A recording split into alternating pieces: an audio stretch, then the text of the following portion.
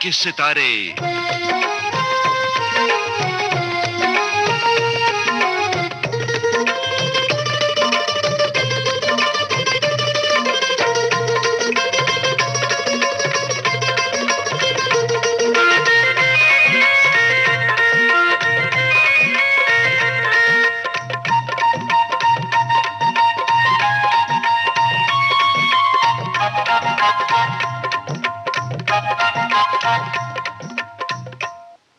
नमस्कार दोस्तों, हम एक बार फिर हाजिर हैं आपकी खिदमत में और आप ही के पसंदीदा प्रोग्राम में एक नए मेहमान सितारे के साथ। दोस्तों, आज जिस अभिनेता से हम मिल रहे हैं, उनकी डैशिंग पर्सनालिटी से तो हम सभी मुतासिर हैं, लेकिन उनके अभिनय का लोहा भी हम उनके करियर की शुरुआत में ही मान चुके हैं, जब उन्होंने टीवी पर एक बड़े ही ऐतिहासिक और चर्चित धारावाहिक टीपू सुल्तान के जरिए अपने सजीव अभिनय से हम सभी को अपना दीवाना बना लिया था।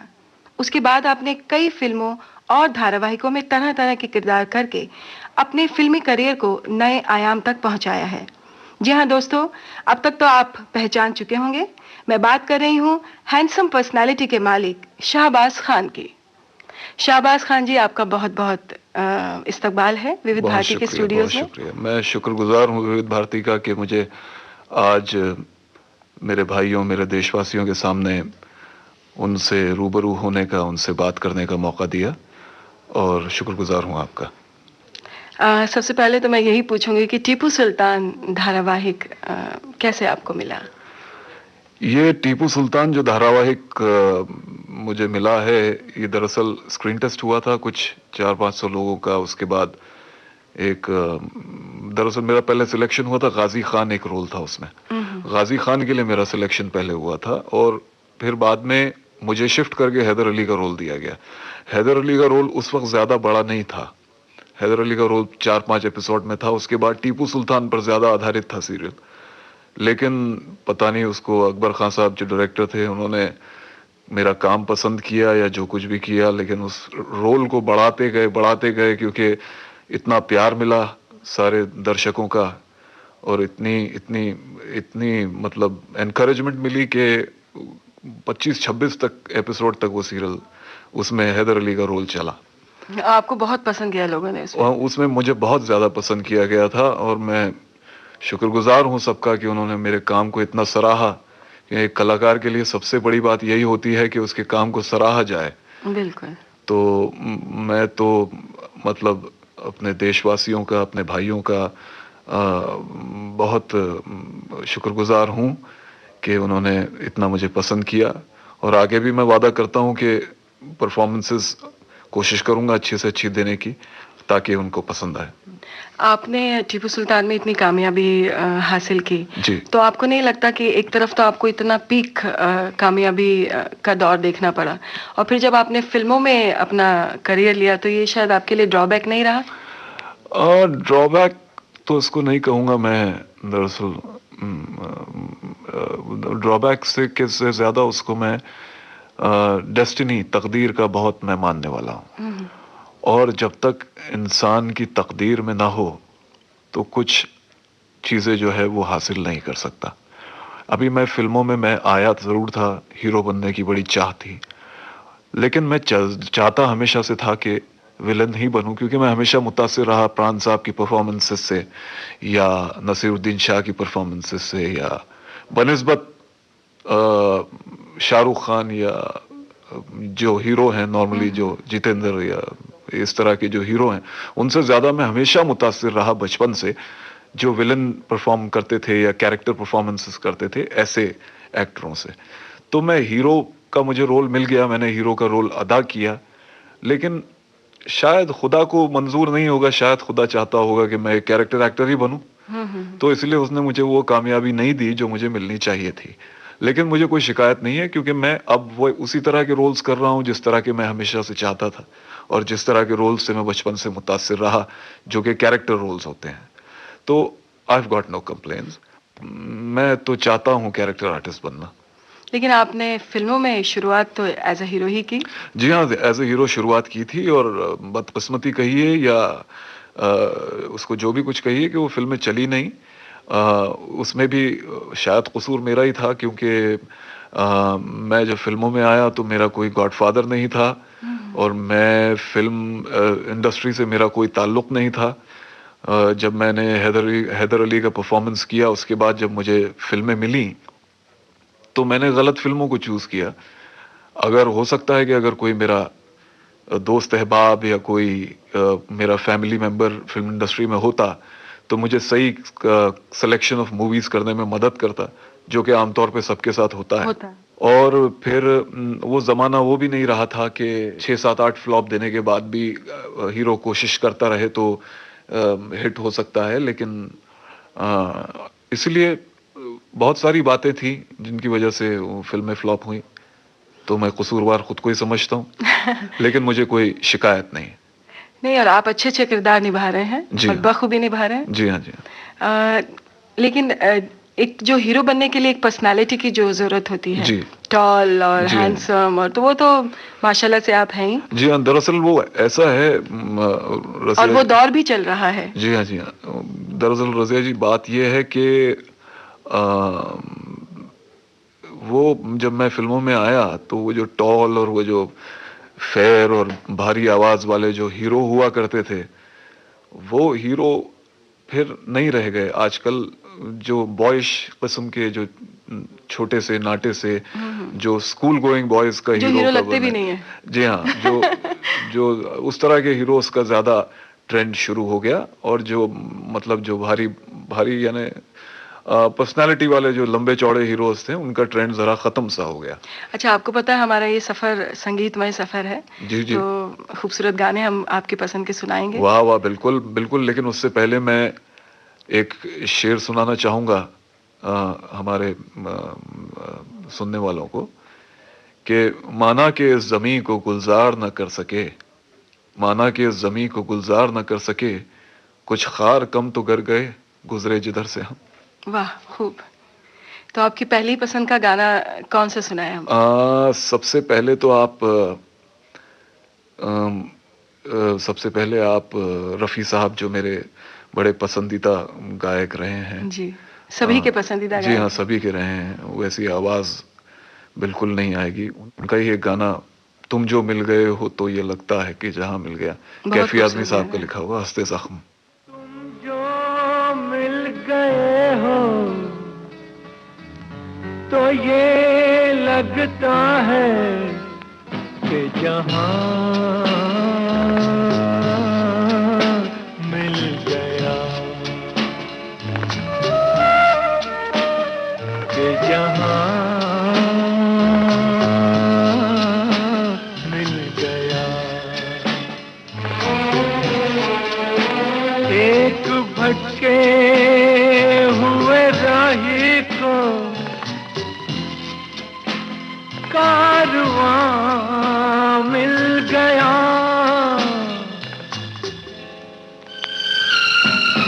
तुम जो मिल गए हो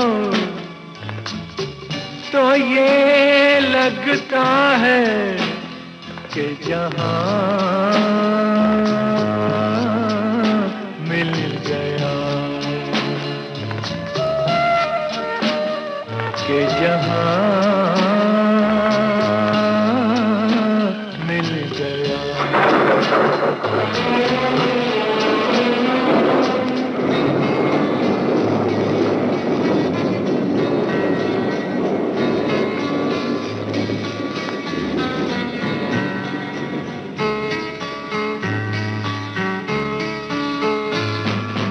बैठो न दूर हमसे, देखो खफा न हो,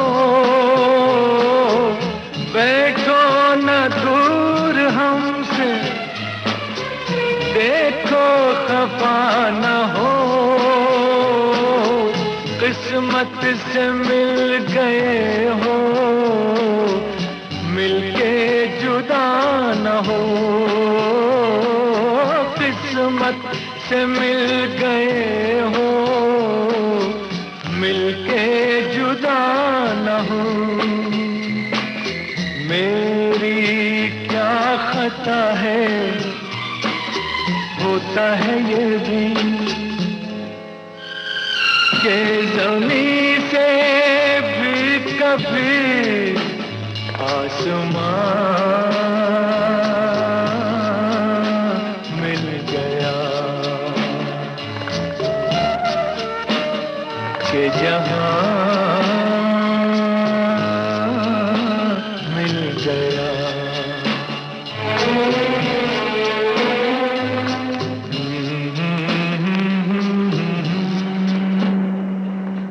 आपका ताल्लुक तो एक शास्त्रीय संगीत घराने से है। आपके वालिद उस्ताद अमीर खान साहब जी एक माइलस्टोन माने जाते हैं। जी, बहुत शुक्रिया। तो आपका रुझान अभिनय की तरफ कैसे हुआ?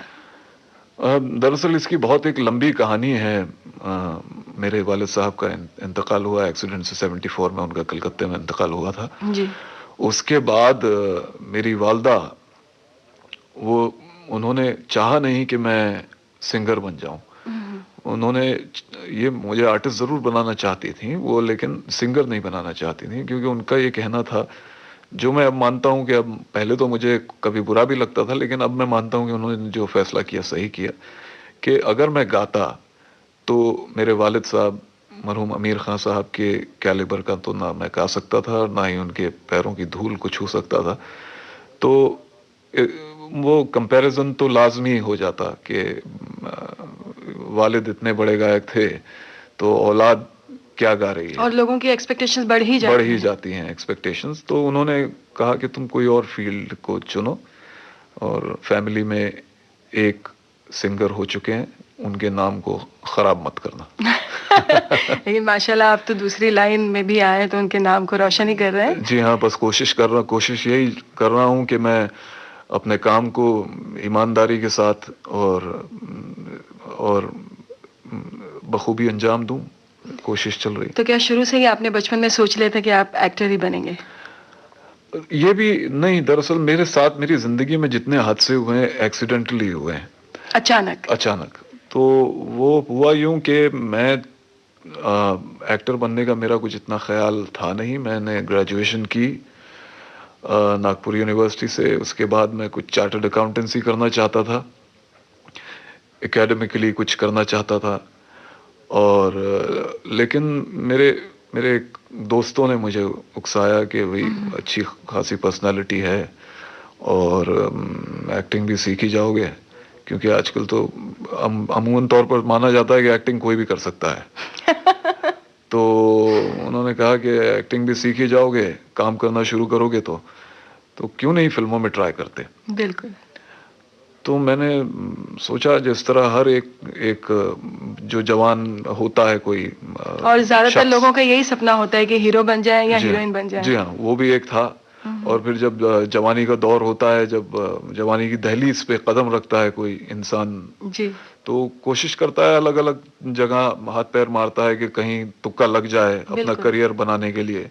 तो एकेडमिकली मैं चाहता था कुछ करना, लेकिन इतना ज्यादा मैं पढ़ाई से और इतना ज्यादा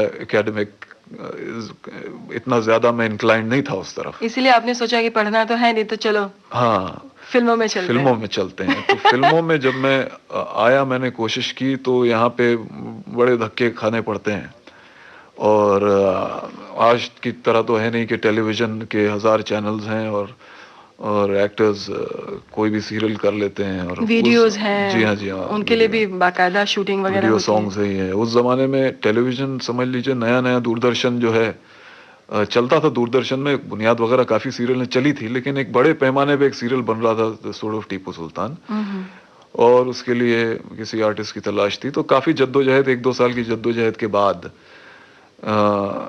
मुझे मेरी डायरेक्टर से, प्रोड्यूसर से मुलाकात हुई। उन्होंने मुझे वो रोल अदा करने के लिए कह दिया, हैदर अली का। लेकिन टीपू सुल्तान में जो आपने हैदर अली का जो रोल किया, उसके लिए बहुत सारे बहुत हैवी ड्रेसेस वगैरह, और उस जमाने में जो बादशाह वगैरह होते थे, बड़ा ज्वेलरी वगैरह होता था, तो वो कैसे कर पाया आप? वो एक बहुत टेढ़ी खीर थी दरअसल। वो जो है वो कॉस्ट्यूम्स, और वो 50 डिग्री की रेगिस्तान की गर्मी, जयपुर में शूटिंग, और उस पे वो दाढ़ी लगाना। और तो पहले तो कुछ 4-5 दिन अच्छा लगा कि अच्छा लग रहा है कि एक्टर बन गए हैं। लेकिन फिर जब वो घोड़े दौड़ाते थे हम लोग 50 डिग्री की गर्मी में, और जो वॉर सीक्वेंसेस होते थे, जंग चल रही है, ये चल रहा है, तो हम बेचारे एक्टर, हमको जंग से क्या लेना देना। लेकिन फिर भी हमको हमको घोड़े पे बिठा के तलवार हाथ में देके यलगार और अटैक और ये सब होता था। तो कभी कभी बड़ा अपने आप को कोसते थे कि क्या जरूरत थी एक्टर बनने की। डॉक्टर ने तो नहीं बोला था एक्टर बनने के लिए कि आप आओ और घोड़े पे बैठ जाओ। हमने जब एक्टर बनने का ख्याल आता है, इंसान तो यही समझता है कि चारों तरफ लड़कियां नाच रही होंगी और स्टेज पे जो आदमी डांस कर रहा होगा। लेकिन अब ये यहाँ तो लड़कियों की जगह घोड़े थे। अरे बाप रे, बिल्कुल ऑपोजिट। तो फिर भी लेकिन बहुत तवील था सफर, काफी तवील रहा, खूबसूरत सफर था, लेकिन और कामयाबी की सीढ़ी थी। जी हाँ, जी हाँ, और काफी कुछ सीखने को मिला, बहुत कुछ सीखा, और अपने आप को as an actor, as an artist, as a human being, as इंसानी तौर पर और कला के तौर पर हर तरह से एक तरह से एक्सप्लोर किया अपने आप को, एक नई जिंदगी जीने का मौका मिला। अभी आप खूबसूरत लड़कियां और नाच और गाने की बात कर रहे हैं, तो बस गाना फिर हाँ अब तो सुनाया जाए गाना। हाँ बिल्कुल, गाना सुनाया जाए। और अब हम सुनाते हैं, मेरे पसंदीदा हीरो हैं और मेरे बड़े भाई की तरह हैं, सनी देओल, उन्हीं की फिल्म का कोई गाना सुनाते हैं। वो एक फिल्म है जिद्दी, जिसमें मैंने भी काम किया था, जिसके डायरेक्टर बड़े अच्छे इंसान हैं, गुड्डू धनवा। उसी फिल्म का एक गाना हम सुनाते हैं, मेरा दिल ले गई कम्मो किधर।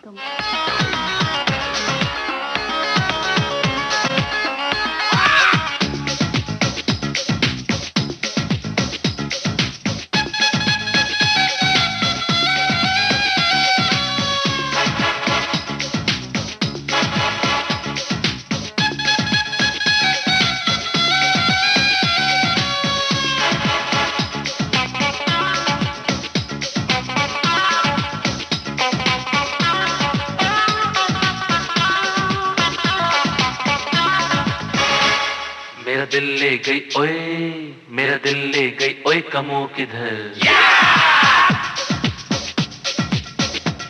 मेरा दिल ले गई ओए कमो किधर, मैं देखूं उसको इधर उधर। मेरा दिल ले गई ओए कमो किधर, मैं देखूं उसको इधर उधर।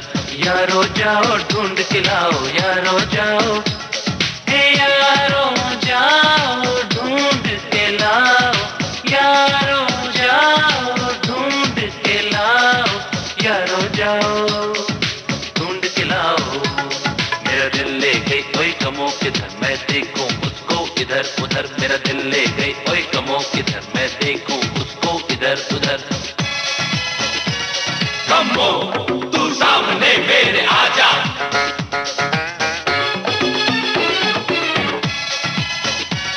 कमो तू जलवा अपना दिखा जा।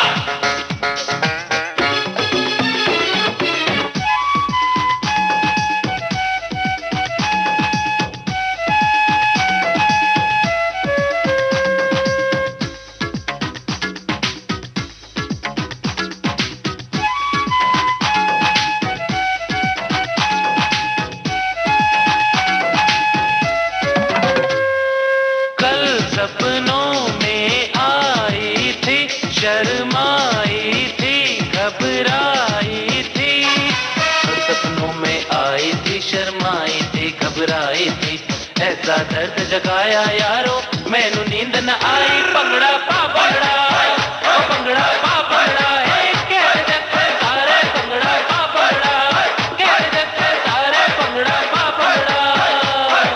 भंगड़त भंगड़त भंगड़त पापा, भंगड़त भंगड़त भंगड़त पा, भंगड़त भंगड़त भंगड़त पापा, भंगड़त भंगड़त भंगड़त पा। उसकी भोली आंखों का दीवाना बन बैठा, ऐसी आग लगाई मैं परवाना बन बैठा। प्रेमी पागल आशिक में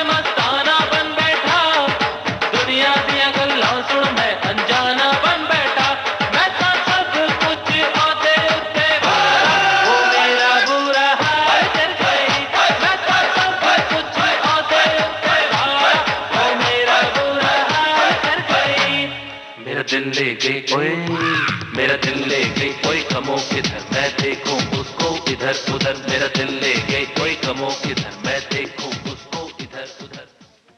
तो जब आपने एज अ हीरो अपनी शुरुआत की, तो जब फर्स्ट टाइम कैमरा आपने फेस किया, तो क्या एक्सपीरियंस रहा? नर्वस थे आप या कॉन्फिडेंट थे कि? नहीं, मैं तो बहुत नर्वस था। कॉन्फिडेंस जो है वो मुझे बिल्कुल भी नहीं था। मैं जब एज एन एक्टर मैंने शॉट देना शुरू किया, तो शुरुआत में जब टीपू सुल्तान के शॉट दिए मैंने, तो बहुत ज़्यादा नर्वस था। लेकिन वहाँ पर फिर भी कैसे तैसे जैसे तैसे हम लोगों ने कर लिया गुजारा, क्योंकि उस वक्त हम एक ही सीरियल कर रहे थे, एक ही प्रोजेक्ट कर रहे थे, तो हम ज़्यादा तवज्जो दे सकते थे। लेकिन जब मैं बॉम्बे आया तो 3-4 जगहों पे काम एक साथ करना पड़ता है, जो कि एक प्रोफेशनल एक्टर को उस चीज़ में तैयार होना चाहिए। उस वक्त बड़ी परेशानी हुई, लेकिन फिर धीरे धीरे आदत पड़ी जाती है। आपने कोई एक्टिंग ट्रेनिंग वगैरह कहीं से ली? एक्टिंग ट्रेनिंग मैंने कोई खास तो नहीं ली है। एक हमारे यहाँ एक बम्बई में एक एक्टिंग तो नहीं कहा जा सकता, डांस टीचर है मधुमती, उनसे थोड़ी बहुत डांस की ट्रेनिंग ली, जो कभी इस्तेमाल में आई नहीं। लेकिन वो ट्रेनिंग की वजह से थोड़ा सा ज़रा सा एक कॉन्फिडेंस डेवलप हुआ था। मुझे आपकी एक फिल्म याद आ रही है, एज अ हीरो, जिसमें नाचने गाने वाले का जो रोल। उसका नाम भी नाचने वाले गाने वाले था। तो उसमें तो आप नाचे हैं, आपने अपने उसमें, जी हाँ, जी हाँ, डांस के जौहर भी दिखाए हैं। हाँ, बस वो पहली और आखिरी दफा था। उसके बाद कभी फिर किसी ने डांस करने के लिए ना कहा और ना आपने किया, और ना मैंने किया। फिर आपने क्यों विलेन ही बनना पसंद किया? अब इस तरह की हाइट और पर्सनालिटी और आवाज लेकर मैं हीरो बनने की अगर चाह लेके अभी तक घूमता रहता, तो शायद मैं ये बेवकूफ़ी होती।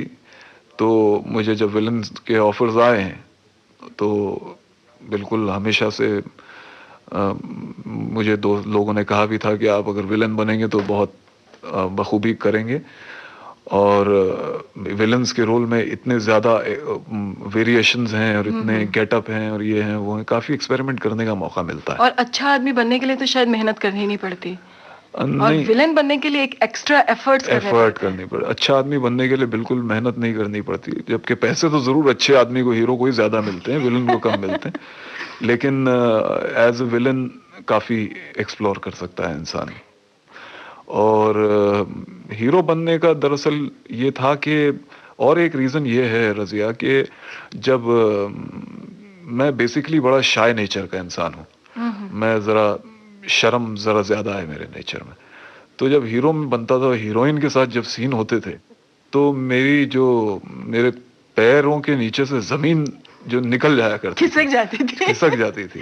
लेकिन आपका तो कॉन्सेप्ट था कि नाचने गाने का माहौल होगा, लड़कियां होंगी। जी हाँ, फिर कैसे आप शर्माने वाली नेचर बता रहे हैं? मैं जब अपने ख्वाबों में नहीं शर्माता था, पता नहीं मैं रियल लाइफ में क्यों शर्माने लगा। तो जब मैं हीरोइन का कभी मुझे हाथ पकड़ना होता था, तो मेरे हाथ थर करके कांपते थे। तो मैंने, जब मुझे विलन्स का करने का मौका मिला, तो मैं खुश था कि चलो भाई, अब रोमांटिक सीन्स तो नहीं होंगे, तो एक तरह से मेरे लिए रिलीफ की बात है। कमाल है, इतने लहीम शहीम है माशाल्लाह से आप, और रोमांटिक सीन करने से घबराते रहे? उस वक्त घबराता था, अब नहीं घबराता? हाँ, लेकिन अब कोई रोमांटिक सीन करने को तैयार ही नहीं होता। रोमांस के ऊपर बात कर रहे हैं हम, तो रोमांटिक गाने तो अब बहुत खूबसूरत गाने हैं। बिल्कुल बिल्कुल। रोमांटिक गानों में मैं किशोर कुमार साहब का एक गाना जरूर सुनाना चाहूंगा, दिल आज शायर है गम आज नगमा है, ये फिल्म गैम्बलर से। दिल आज शायर है गम आज नगमा है, शब ये गजल है सनम, गैरों के शेरों को ओ सुनने वाले हो इस तरफ भी करम।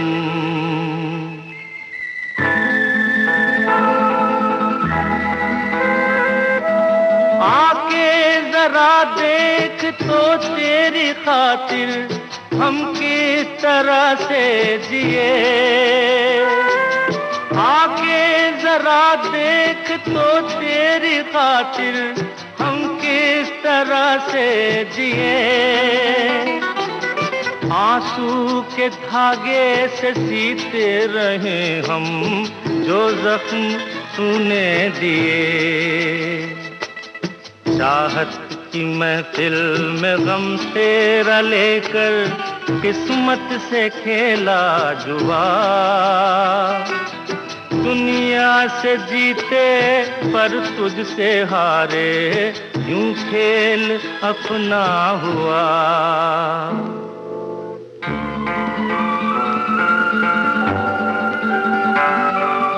है प्यार हमने किया जिस तरह से, उसका न कोई जवाब। है प्यार हमने किया जिस तरह से, उसका न कोई जवाब। ज़र्रात है लेकिन तेरी लौ में जलकर हम बन गए आफ़ताब। हमसे है जिंदा वफा और हमी से है तेरी महफिल जवां। हम जब न होंगे तो रो रो के दुनिया ढूंढेगी मेरे निशान।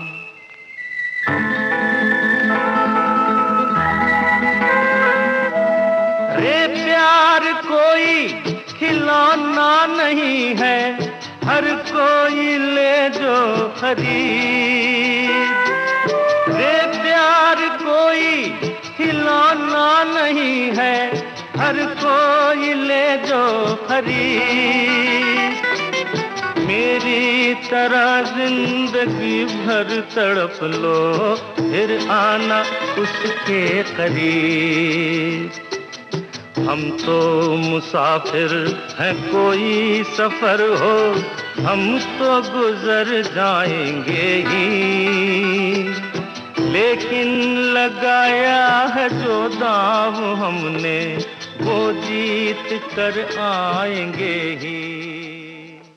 एज ए विलेन आपको लगता है कि वो कामयाबी मिली जो आप एक टेलीविजन में तो आप एक स्टार माने जाते हैं, स्टार हीरो। जी जी जी। और फिल्मों में आपका ट्रैक एकदम विलन है। जी, तो जी, वो जी। कामयाबी आपको लगता है नहीं, आप वो मिली कामयाबी मुझे हासिल नहीं हो सकी है, लेकिन एज अ कैरेक्टर आर्टिस्ट मेरे पास वक्त अभी बहुत है। एज अ हीरो तो रिटायरमेंट हो जाती है, जी, जी। शक्ल सूरत भी बदल जाती है, लेकिन एज अ कैरेक्टर आर्टिस्ट लंबी काफी रेस का वक्त है घोड़ा हो मेरे जाता पास। है। और मेरी फिल्में आने वाली जो हैं वो बहुत, उनमें बहुत अच्छा मेरा रोल है, जिसमें जैसे अनिल शर्मा साहब हैं जिन्होंने गदर बनाई थी, उनकी फिल्म बन रही है द हीरो, उसमें सनी देओल हैं, तो उसमें मैं भी हूँ। पॉजिटिव रोल है बहुत अच्छा। कैप्टन इंद्रजीत, जो कि रॉ इंटेलिजेंस में होता है, जो सनी देओल के साथ, और एंटी टेररिज्म फिल्म है वो है। और कर्ज है, कर्ज में भी मेरा पॉजिटिव रोल है। गांधी फिल्म है विजेता फिल्म्स की, उसमें बड़ा खूबसूरत नेगेटिव रोल है। और इस तरह तरह तरह के रोल्स हैं। और जैसे एक जाल फिल्म है जो रिलीज होने वाली है दिसंबर। ऐसा कहा जाए कि वर्सटाइल एक्टर बन गए आप। कोशिश कर रहा हूँ मैं, क्योंकि कोशिश करता हूँ जहाँ तक हो सके अलग अलग किस्म के किरदार निभाने की कोशिश करता हूँ। दोस्तों, सेल्यूलॉइड के सितारे कार्यक्रम में आज आप बातचीत सुन रहे हैं अभिनेता शाहबाज खान से रजिया रागिनी की। आपकी जबान बहुत खूबसूरत जबान है, तो बॉम्बे से तो शायद आपका ताल्लुक। नहीं, मेरा ताल्लुक बॉम्बे से नहीं है। बॉम्बे में तो आप जानती हैं जबान, अरे क्या भाई क्या कर रेला, तू किधर जा रेला, वो हो जाती है। तो खारेला, बैठरेला। हाँ, बैठरेला, खारेला, कांदा, बटाटा, बहुत अलग अलग अल्फाज होते हैं। इंटरनेशनल लैंग्वेज हो गई ना, सब मिक्स हो गया। सारे सारे हर तरफ की जबान मिक्स हो होके कुछ अजीब सी जबान बन गई। मेरा ताल्लुक वैसे पैदाइश इंदौर की है, हैदराबाद में रहा हूँ, और हमारी वालदा का सबसे बहुत बड़ा हाथ रहा है, और उन्होंने हमेशा जोर दिया कि मैं उर्दू जबान, जो उर्दू या हिंदी जो भी बोलूं, जबान साफ हो, अच्छी जबान हो, अच्छी जबान हो। और एक एक्टर बनने के लिए तो ये बहुत जरूरी भी है।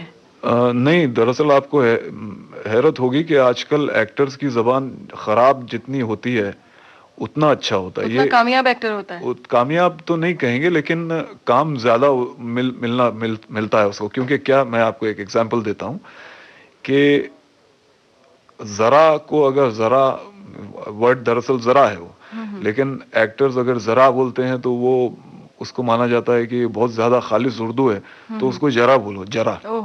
तो इस तरह ये टेलीविजन में जबान की जो मट्टी पलीत हो रही है आजकल, जिसकी वजह से मैं बहुत मुझे अफसोस होता है कि ऐसा हो रहा है। लेकिन ना हिंदी कोई ढंग से बोलता है और ना उर्दू कोई बोलता है, और ना ही अंग्रेजी बोली जाती है, और ना ही अंग्रेजी बोली जाती है।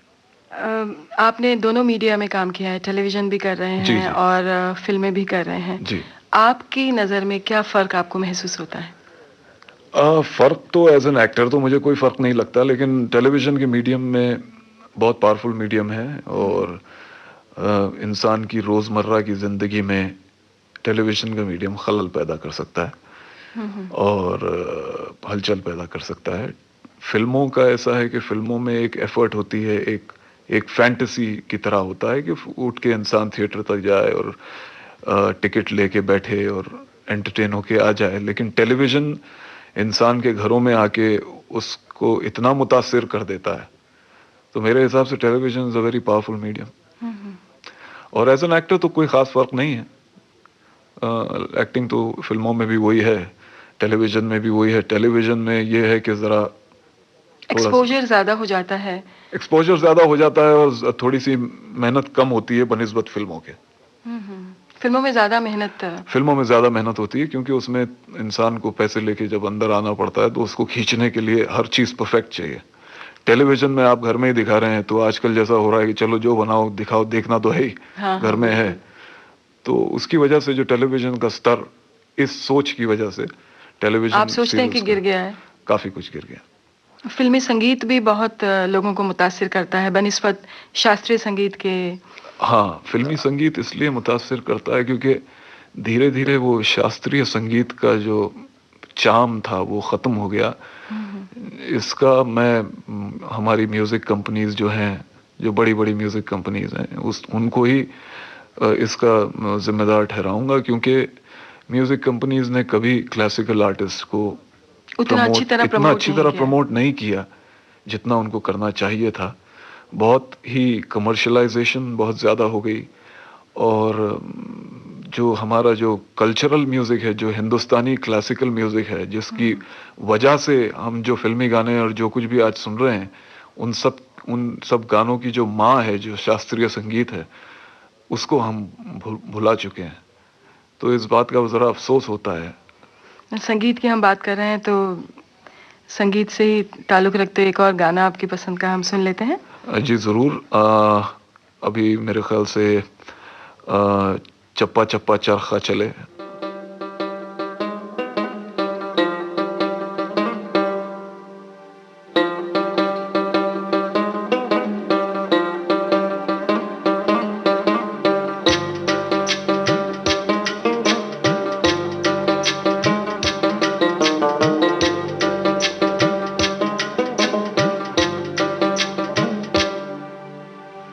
चप्पा चरखा चले, चप्पा चप्पा चरखा चले, चप्पा चप्पा चरखा चले, चप्पा चप्पा चरखा चले। पानी पानी यारियां तेरी, बोनी बोनी बेरियों तले, चप्पा चप्पा चरखा चले, चप्पा चप्पा चरखा चले। बोनी बोनी यारियां तेरी, बोनी बोनी बेरियों तले। यारा बे, यारा बे, यारा बे, आनिया परदेसिया। चप्पा चप्पा चरखा चले, चप्पा चप्पा चरखा चले।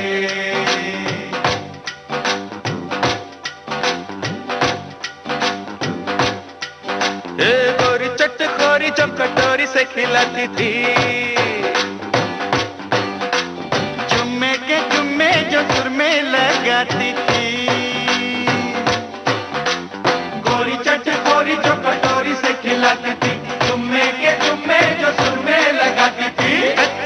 मंडेर के तले चप्पा चप्पा चरखा चले, चप्पा चप्पा चरखा चले, चप्पा चप्पा चरखा चले, चप्पा चप्पा चरखा चले।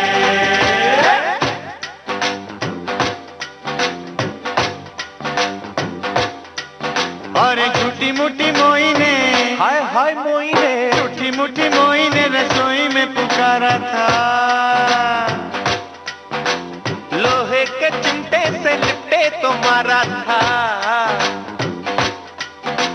झूठी मुठी मोई ने रसोई में पुकारा था, लोहे के चिमटे से लिपटे तो मारा था। ओ भी बतेरा चूल्हा जले, चप्पा चप्पा चरखा चले, चप्पा चप्पा चरखा चले। बोनी बोनी यारियां तेरी, बोनी बोनी बेरियां तले। शास्त्रीय संगीत की हम बात कर रहे थे। जी। तो आपको ऐसा नहीं लगता कि शास्त्रीय संगीत तो बेसिक ही है, चाहे आप फिल्मी संगीत कीजिए या पॉप संगीत कीजिए? शास्त्रीय संगीत तो बेसिक ही है, सही फरमाया आपने। और आपके वालिद तो इतना नामी ग्रामी हस्ती रहे हैं शास्त्रीय संगीत में, जी। तो इनकी विरासत को आप कैसे आगे बढ़ाने के लिए कोशिश कर रहे हैं? देखिए, मैं इनकी विरासत को आगे बढ़ाने की कोशिश इस तरह से कर रहा हूँ। मैं गाना तो मैंने सीखा नहीं, और मैं ज़्यादा से ज़्यादा रिकॉर्डिंग्स उनकी कोशिश कर रहा हूँ कि उनकी मार्केट में आए और लोगों को पता चले कि आमिर खान साहब ने ख्याल गायकी में क्या किया और उनके गाने का अंदाज क्या था। देखिए, मैं समझता हूँ कि हिंदुस्तान में सिर्फ 2 ही सिंगर्स रहे हैं, एक बड़े गुलाम अली खान साहब और एक उस्ताद आमिर खान साहब। बड़े गुलाम अली खान साहब ठुमरी लाइट क्लासिकल के थे और आमिर खान साहब ख्याल और दादरा उनका स्टाइल था। तो मैं कोशिश कर रहा हूँ पहले तो कि जैसे भी हो सके ज़्यादा से ज़्यादा। मैंने बाबा की बहुत सारी रिकॉर्डिंग्स हासिल की हैं, कुछ मेरे पास 30-35 घंटे की रिकॉर्डिंग्स हैं, और म्यूज़िक कंपनीज के साथ मिलके मैं ज़्यादा से ज़्यादा रिकॉर्डिंग्स मार्केट में लाने की कोशिश कर रहा हूँ। आप ऐसा कुछ एक इंस्टीट्यूट जैसा या जो भी आजकल जो नामी ग्रामी क्लासिकल आर्टिस्ट हैं, जी हाँ, उनको बुला के या इस टाइप से कुछ उनकी श्रद्धांजलि के तौर पे कुछ ऐसे प्रोग्राम्स करने की प्लानिंग नहीं कर रहे? जी हाँ, बिल्कुल कर रहा हूँ मैं। दरअसल नेगोशिएशन चली रही है कि वो कब प्रोग्राम करना है। तो मेरे ख्याल से अक्टूबर में मैं उनके कैसेट के रिलीज के साथ, अक्टूबर या नवंबर में एक कॉन्सर्ट भी रखने वाला हूँ। उसके लिए क्लासिकल आर्टिस्ट से बात वगैरह भी की है मैंने, तो वो भी मैं शुरू करने वाला हूँ, और आमिर खान साहब की बरसी वगैरह भी करवाने वाला हूँ। हाँ, वो बहुत जरूरी है। जी हाँ, जी हाँ। क्योंकि वैसे तो होती है हिंदुस्तान में, हर जगह हाँ, होती है, हर शहर में होती है। आपका नाम तो ऐसा है उस्ताद आमिर खान साहब का कि रहते दुनिया तक रहने वाला है, लेकिन फिर भी आप वारिस हैं उनके। तो जी हाँ, जरूर। वही इस बार मैं बहुत कोशिश कर रहा हूँ कि उनकी अच्छे से अच्छी कोई कॉन्सर्ट में उनकी जो कैसेट रिलीज हो। आपके दिल में एक खलिश तो ज़रूर होगी कि एक तो बहुत छोटी उम्र में ही थे जब उनका इंतकाल हो गया, और आपको शायद ज़्यादा उनको सुनने का और उनसे सीखने का कुछ मौका नहीं मिला। बहुत खलिश तो बहुत ज़्यादा है रज़िया। दरअसल मैं अपने आप को बदकिस्मती समझता हूँ कि मैं इतना कम उम्र में वालिद साहब का इंतकाल हो गया, और फिर उनसे मैं कुछ हासिल नहीं कर सका जो कुछ एक बेटे को बाप से हासिल करना चाहिए। उनकी ज़हानत के ज़रिए, उनकी तालीम के ज़रिए, या उनकी जो नॉलेज है उसके ज़रिए। लेकिन मैं फिर भी अपने आप को अपना हीरो मैं उस्ताद आमिर खान साहब को ही मानता हूँ, और उन्होंने जो इज्जत, जो मकाम हासिल किया, बिल्कुल, बेशक, तो उनकी इज्जत मेरे लिए एक एग्जाम्पल है कि इंसान अपनी कोशिशों से अगर चाहे तो कुछ भी हासिल कर सकता है। आपकी क्या उम्र रही होगी जब आपके वालिद का इंतकाल हुआ? मैं 7 या 8 साल का था। तो कुछ यादें उनके साथ आपकी कुछ याद है उनके साथ आपका वक्त कैसे गुजरा करता था? और क्या कभी आपको याद है कि उन्होंने कभी आपको कुछ सिखाने के लिए कुछ शुरुआत की हो? दरअसल हम लोगों की एक डॉक्यूमेंट्री फिल्म बनी थी, फिल्म डिवीजन ऑफ इंडिया ने बनाई थी 73 में। उसमें मैं बहुत छोटा था, तो उसमें एक छोटा सा शॉट है जिसमें बाबा रियाज कर रहे हैं और मैं तबला बजा रहा हूँ उनके साथ। अच्छा। वो बहुत क्यूट, और वो हमेशा चाहते भी थे कि मैं आर्टिस्ट बनूं, और वो अगर हयात होते तो मैं अपनी बेगम से भी अक्सर मेरी बातें होती हैं कि अगर वो हयात होते तो मैं सिंगर या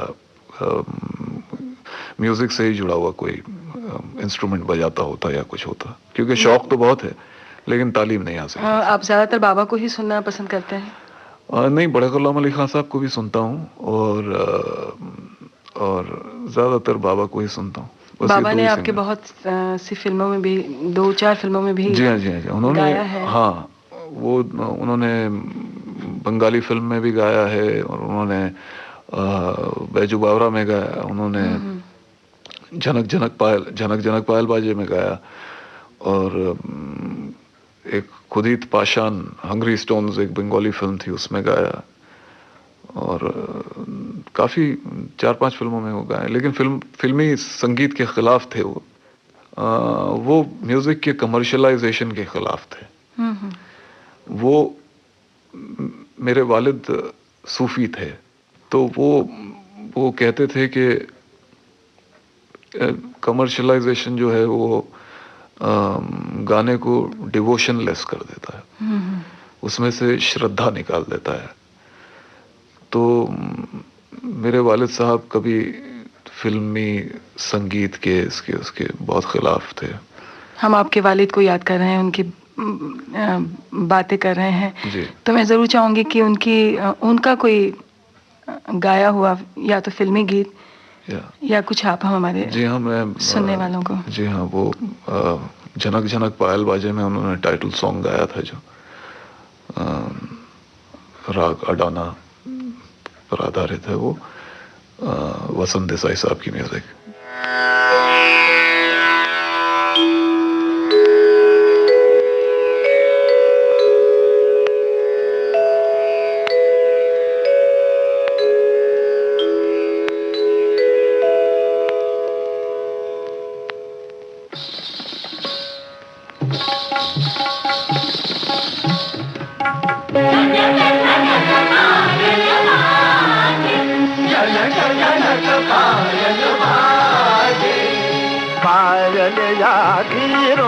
झोनक पायल यागी रोनक झोनक पर चम चम मनवा नाचे, झनक झनक पायल बाजे।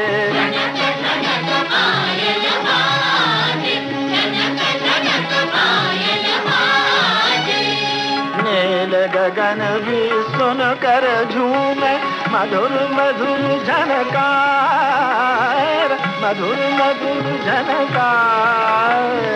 सोई धरती जाग उठी है, सोई धरती जाग उठी है, गूंज उठा संसार। राग रंग भी ताजे, झनक झनक पायल बाजे।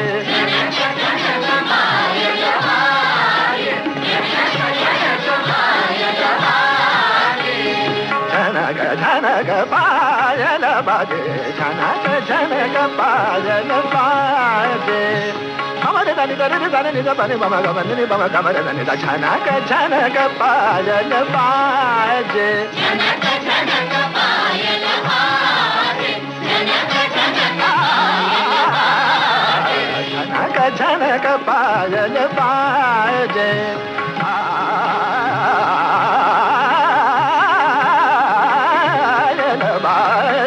झनक झनक पायल बाजे।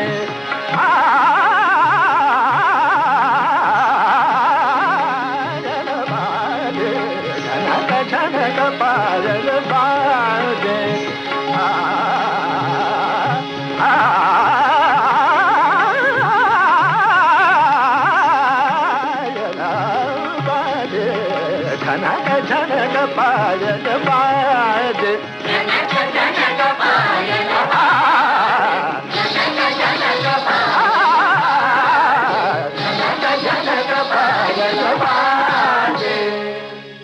अभी हम जिक्र कर रहे थे आपकी बेगम साहिबा का, जी।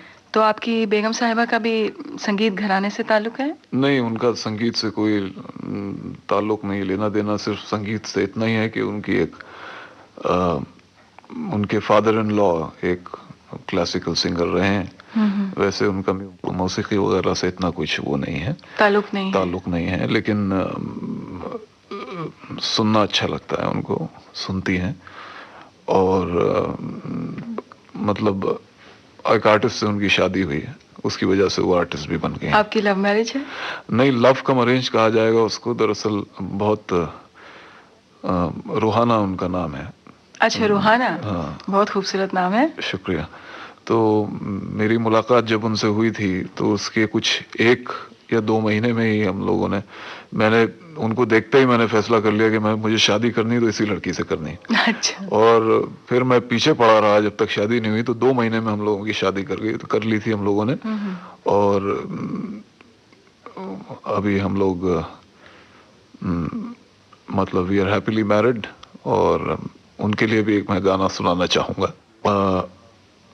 ये गाना उनको भी बहुत पसंद है। अदनान समी का गाना, भीगी भीगी रातों में।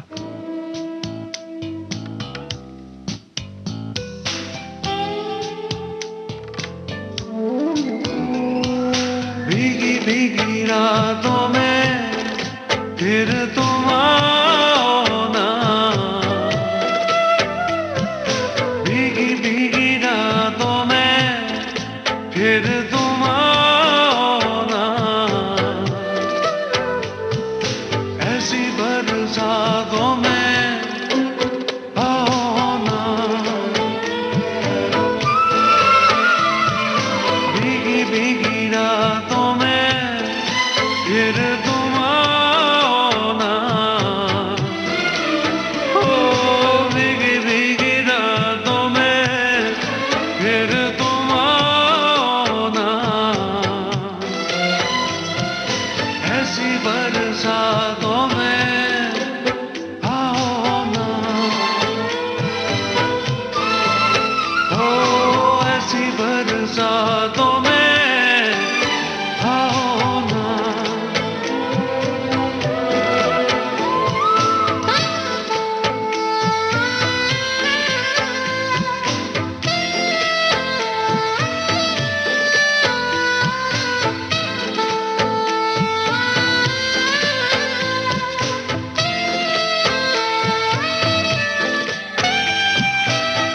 धड़कनों में आ गया है एक नगमा तेरे प्यार का, जैसे कोई सुर मिला हो दिल के तार से, दिल के तार का। पल की हंसी में यूं ही दिल लगी में ये दिल गया, हमें क्या मिला है तुम्हें तो मेरा दिल मिल गया, लेके प्यार आंखों में, लेके प्यार आंखों में आओ ना, भीगी भीगी रातों में फिर तुम आओ ना, ओ भीगी भीगी रातों में फिर तुम आओ ना,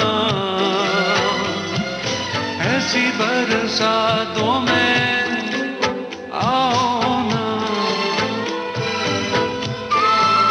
ओ ऐसी बरसातों में आओ ना। अच्छा, आपके रोल मॉडल्स कौन हैं? आप एक्टिंग में किससे मुतासिर हैं? मेरे रोल मॉडल एक्टर्स में, वैसे तो मेरी जिंदगी के रोल मॉडल तो मेरे वालिद ही हैं। बिल्कुल। और एक्टर्स में मैं ज़्यादातर मुतासिर रहा हूँ, उन जिनके काम से मुतासिर रहा हूँ वो हैं नसीरुद्दीन शाह, और वो हैं अमरीश पुरी और बलराज साहनी, और इस तरह के कैरेक्टर एक्टर्स जो ज़्यादा, एंड ऑफ कोर्स दिलीप साहब तो खैर हैं। बिल्कुल, दिलीप साहब तो उनका तो कोई जवाब ही नहीं। जी। आपके पसंदीदा डायरेक्टर्स कौन हैं और किन डायरेक्टर्स के साथ आप काम करना चाहते हैं? मैंने जिन डायरेक्टर्स के साथ काम किया उनमें सबसे जो मेरे अजीज हैं और मेरे बड़े भाई की तरह हैं वो हैं श्री गुड्डू धनवा, उनकी और अभी जो फिल्म बन रही है उसमें भी हम लोग, तो जाल के भी डायरेक्टर वही हैं। और राहुल रवेल के साथ काम करके बहुत अच्छा लगा। अनिल शर्मा बहुत अच्छे डायरेक्टर हैं। जिनके साथ मैं काम करना चाहता हूँ उनमें देखिए जितनी नई क्रॉप आई है, जितने नए डायरेक्टर्स हैं, जिस तरह विक्रम भट्ट हैं और महेश भट्ट का बहुत बड़ा फैन रहा हूँ मैं, उनके साथ काम करने की बड़ी तमन्ना है। किस टाइप की फिल्में आपको पसंद है देखना? मुझे सीरियस इंटेंस किस्म की फिल्में ज्यादा पसंद है। पता नहीं, मैं तबीयत से जरा इंटेंस किस्म का आदमी हूँ मैं।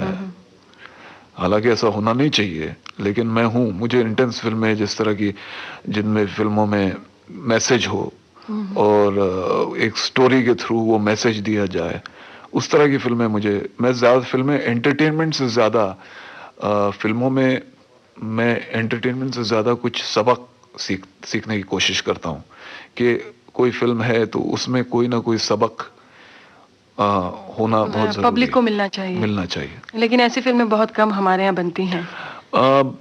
वो इसको क्या कहेंगे, बदकिस्मती कहिए कि ऐसी काफी फिल्में तो बनी हैं, लेकिन आजकल ऐसी फिल्में नहीं बन रही हैं। लेकिन आपको नहीं लगता जो आज का यूथ है वो ऐसी फिल्में देखना शायद पसंद नहीं करता हो? देखिए, ये दौर जिंदगी जिसका नाम है, उसमें हर दौर बदलता रहता है। हर चीज में एक चेंज आता है। तो अब आजकल का यूथ है, जो जनरेशन है, उसकी सोच में भी एक चेंज आया है और ये चेंज कुछ सालों तक चलेगा, चाहे हम इसको मिटाने की कोशिश करें या ना करें। ये चेंज जो उनकी सोच में आया है वो चलता रहेगा। फिर कोई रेवोल्यूशन आएगा और फिर उसके बाद सीरियसनेस आएगी जो यूथ में, फिर शायद कोई ट्रैक चेंज हो। तो आप इतना इंटेंसली विली सोचते हैं, सीरियसली सोचते हैं फिल्मों के बारे में, सबक के बारे में, तो कभी इस तरफ है कि आप प्रोड्यूसर बन जाएं या डायरेक्टर बन जाएं? जी हाँ, जरूर। मैं डायरेक्शन भी करना चाहता हूँ और प्रोडक्शन तो मेरी कंपनी है ही वैसे टेलीविजन के लिए। अच्छा, आप प्रोड्यूस करते हैं? जी हाँ। मैं ज्यादातर उर्दू जबान के लिए कुछ काम करना चाहता हूँ। पैसा कमाना खैर इतना ज्यादा अहमियत नहीं है उसमें, जितना कि मैं जबान को अहमियत देना चाहता हूँ। तो मैंने अभी उर्दू टेलीविजन के लिए एक सीरियल बनाया था, नाखुदा, जिसमें मैं खुद एक्टिंग कर रहा था। इमरान खान एक्टर है, वो थे, और काफी लोग थे। अब मैं और सीरियल प्लान कर रहा हूँ उर्दू के लिए, और धीरे धीरे चलता रहेगा प्रोडक्शन कंपनी भी। एक्टिंग के अलावा आपके क्या शौक है? मुझे गेम्स खेलने का बड़ा शौक है। मैं स्क्वॉश खेलता हूँ और मैं एक्सरसाइज करने का मुझे बहुत शौक है और अपने आप को फिट रखने का बहुत शौक है। आप फिल्मों के बारे में कुछ बताइए हमें। फिल्मों में गुड्डू धनवा की जाल है, अनिल शर्मा की हीरो है, और हैरी बवेजा की कर्ज है, और सनी देओल की गांधी है। इत्तेफाक से चारों फिल्मों में हीरो सनी देओल ही है। अच्छा। तो सनी देओल के साथ मैंने काफी काम किया है और उनके साथ अच्छी ट्यूनिंग भी होगी आपकी? जी हाँ, मेरे बहुत पसंदीदा कलाकार भी हैं और बहुत इज्जत करता हूँ उनकी। और फिर अपना दीपक बारी के साथ फिल्म कर रहा हूँ, फिर गुड्डू धनवा जी के साथ अगली फिल्म कर रहा हूँ, और उसके अलावा एक सीरियल शायद मैं हिस्टोरिकल और करूँगा। जो हिस्टोरिकल सीरियल्स जो करते हैं उसके लिए फिर एक एक्स्ट्रा मेहनत नहीं करनी पड़ती? जो किरदार आप निभा रहे हैं उसके बारे में आपको पूरी जानकारी होनी चाहिए। जी हाँ, वो तो है, थोड़ा बहुत पढ़ना होता है, लेकिन हिस्टोरिकल कैरेक्टर्स खुद इतने मशहूर होते हैं अपने आप में कि उनके बारे में खुद ब खुद इंसान को पता चल ही जाता है।